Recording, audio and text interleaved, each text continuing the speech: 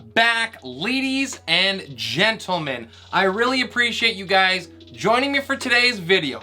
In it, we're gonna go over a not so easy question to answer, and that is Green Bay's NFC North dominance finally over? There has been a ton of movement on the Packers side of things this offseason, and now might finally be the time where their reign, as a Vikings fan, of terror is finally over. What I wanted to look at in the video is we're gonna go over the rest of the NFC North as well, see what those teams are doing so we can compare and contrast and see if any of those teams could overtake what Green Bay has been able to do. Before we get into that, if you guys are new to the channel, welcome. Please consider giving me a like and subscribe.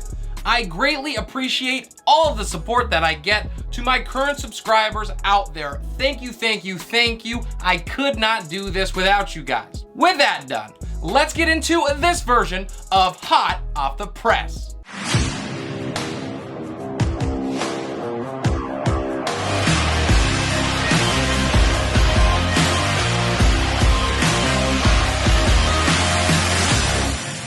We'll kick it off with the Detroit Lions and some key additions and losses in the offseason. The biggest one for them is wide receiver DJ Chark. They also were able to re-sign edge Charles Harris and safety Tracy Walker. Now, as far as the losses, edge Trey Flowers has left the nest, and linebacker Jalen Reeves-Maybin is also gone. The Lions were 3-13-1 last year. They made that mini splash by going out and getting Chark. He missed almost the entire 2021 season with a fractured left ankle. He should be ready to go for the start of the season, and he's going to be a solid number 2 option behind Marvin Jones Jr. The loss of Trey Flowers could certainly be big, and the Lions were already near the bottom of the barrel in team defense last season, so that is not good. They give up 27.5 points per game, which is 31st in the NFL. Outside of that, really not much can be said about what the Lions did or didn't do in the offseason. They focused on bringing back a ton of their players, which is probably not the best thing considering their record. They're still going to be relying on Jared Goff, but will likely and should take a quarterback in this year's draft. They are not going to challenge Green Bay for the division. You do not have to be a rocket scientist to figure that out. But they could be one of the bottom teams in the NFL as far as wins once again. Sorry, Lions fans. To Chicago with the Bears, who were able to add a couple players to their roster. Left guard Lucas Patrick, defensive tackle Justin Jones, and edge Al-Quadim Muhammad. Pretty sure I got that right. As far as the losses, they of course traded away edge Khalil Mack. Wide receiver Allen Robinson went the defending champion Rams, and they lost defensive tackles in Akeem Hicks and Eddie Goldman. They also lost right guard James Daniels, so a lot leaving the building for Chicago, who was just 6-11 last year as they struggled to win in spite of Matt Nagy. Him being out of town, I think, is a huge boost already for this team. They've lost a ton this offseason, especially up front. That defensive line is going to look completely different than it did a year ago. Thankfully, new head coach Matt Eberflus has a specialty on that defensive side of the ball. He built a juggernaut in Indianapolis over the 4 seasons that he was there.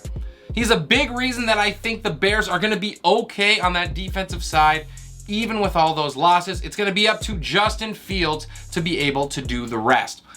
Now that Fields has been freed, I think he has a good shot at making a leap forward in that second year, though the loss of Allen Robinson on the outside is certainly going to hurt. Fields is going to have to lean heavily on star running back David Montgomery and breakout wide receiver Darnell Mooney. It could be enough, maybe, if things fall just right. The Bears, however, are probably a long shot, dark horse team to be able to win this division. It would be extremely unlikely, but hey, in the NFL, there is always a chance. Well, unless you're the Lions, of course. The last team to look at are my Minnesota Vikings before we get to Green Bay, who had some pretty solid key additions in Zadarius Smith on the edge, linebacker Jordan Hicks coming over from Arizona, and defensive tackle Harrison Phillips.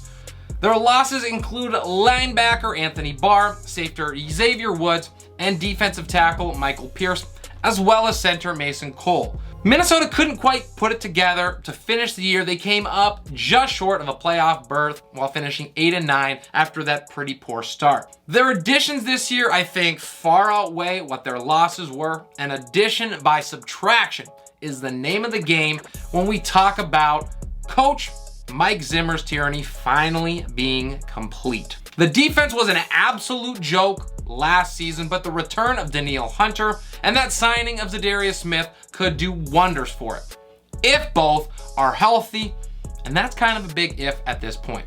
On offense, though, all that is needed is a competent mind to mold the resources into a beautiful masterpiece. Enter in new head coach Kevin O'Connell, who inherits some epic weapons. With Justin Jefferson, Adam Thielen, and Dalvin Cook as options, not to mention the return of tight end Irv Smith, Minnesota is once again gonna be able to score with anybody. If O'Connell is able to unlock Kirk Cousins against not just the poor teams, but the good ones too, the Vikings are going to be formidable. They are a team with the best chance at unseating the Packers in both the short and the long term. And now, on to Green Bay, they were able to re-sign linebacker Devondre Campbell, edge Preston Smith, and cornerback Rasul Douglas. The key losses here, however, are huge. Wide receiver Devontae Adams, as well as MVS Marquez Valdes-Scantling, and edge Zadarius Smith. It is no secret that Green Bay has been the team to beat in the NFC North for a while now. Every few years, another team is going to sneak in and maybe steal the division. But going into the season, the expectation has been that the Packers are going to find a way to get the division title. And the Packers have won titles in 12 out of the last 20 seasons, while Minnesota and Chicago have just 4 apiece. The poor Lions have to go all the way back to 1993 to their most recent NFC North title. The biggest reason for that has been Green Bay's ability to draft and develop elite playmakers at key positions, none bigger than at quarterback, where of course Brett Favre's reign was followed by the development and the eventual takeover of Aaron Rodgers, who has been able to continue that team's success.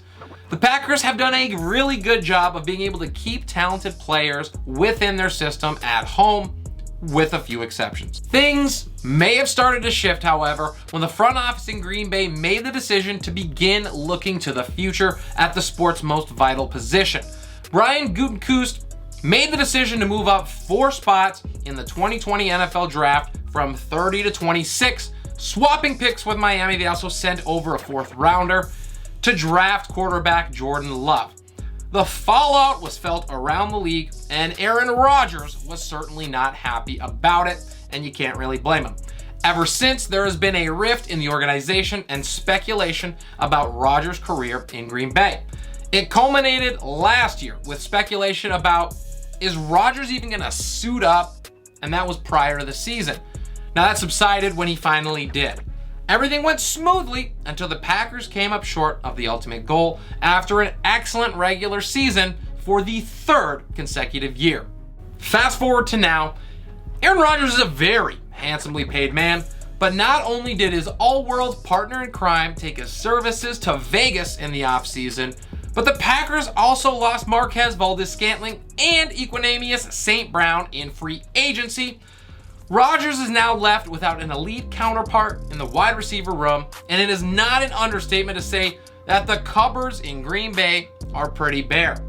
Green Bay tried to rectify that by bringing in Sammy Watkins, but he hasn't caught more than 60 balls or had a 1,000-yard season since 2015. It is likely that the Packers add a wide receiver, maybe 2, to that wide receiver core. And in their defense, they do have 4 picks in the first 2 rounds, so they can go after and potentially get an impact player.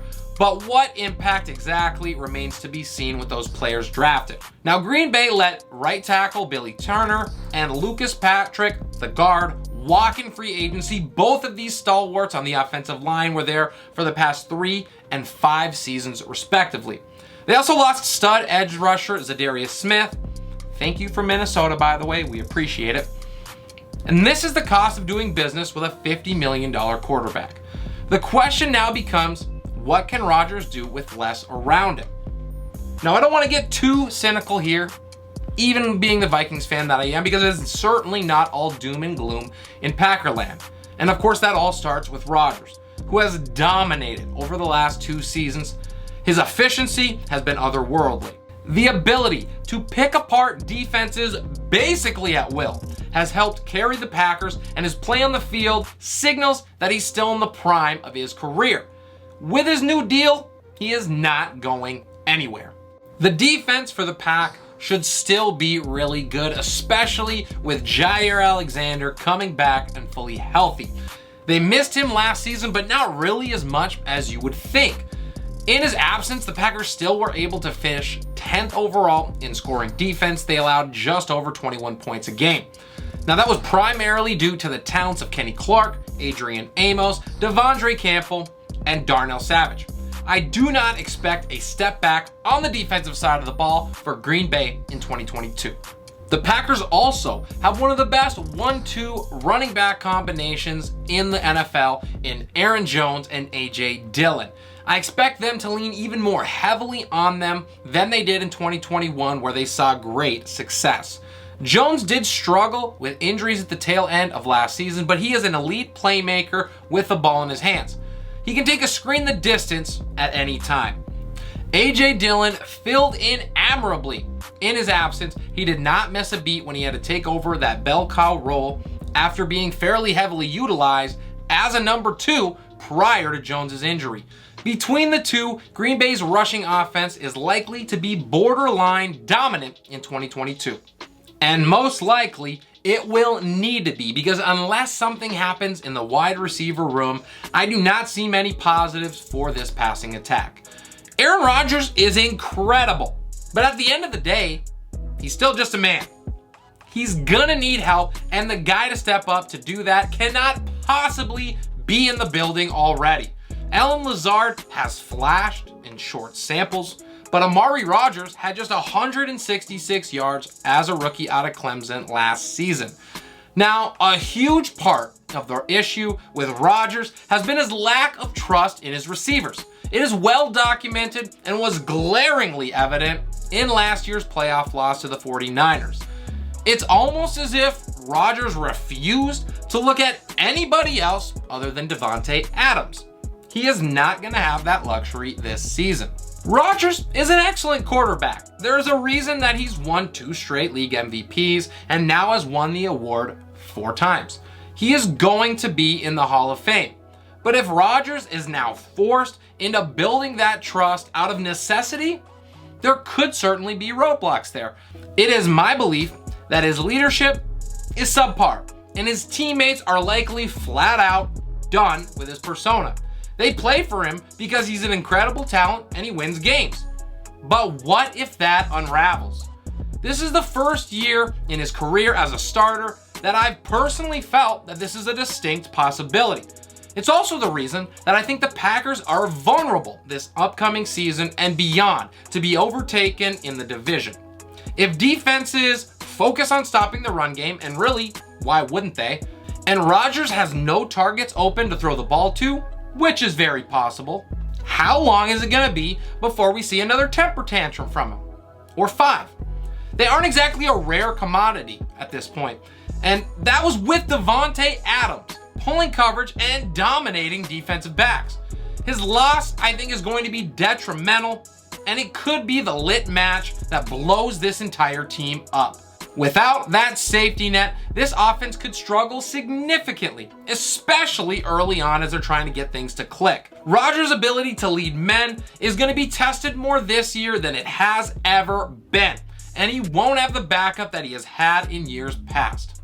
Now, sure, maybe this is all just Vikings fans' hopes and dreams, but I believe it's well within the realm of possibilities. To sum it up, the Packers are certainly going to be in the running to make it 4 straight NFC North titles, but I do not have them as the runaway favorite. I anticipate growing pains on offense as defenses key in to stop that running game and issues arise in the passing game without viable weapons there. The NFC North is a more wide open division than the Packers fans would care to admit, and the winner of it likely comes down to the season's final games in 2022. Now, Detroit is not likely to make noise for a few more seasons, but there's turnaround potential in Minnesota and Chicago, both now and in the future. There's reason to believe that a far more competitive division exists moving forward. And I do believe that the Packers' dominance is finally done with. And that is how I will end my video today. I really hope you guys enjoyed the content. If you're new to the channel, if you haven't done it yet, for whatever reason, please consider giving me a like and subscribe. I cannot thank you enough for all of the support. It means the world to me. Thank you as well to my current subscribers. This is Relentless Press. I'm your host, Abraham Opatz, and we'll see you next time.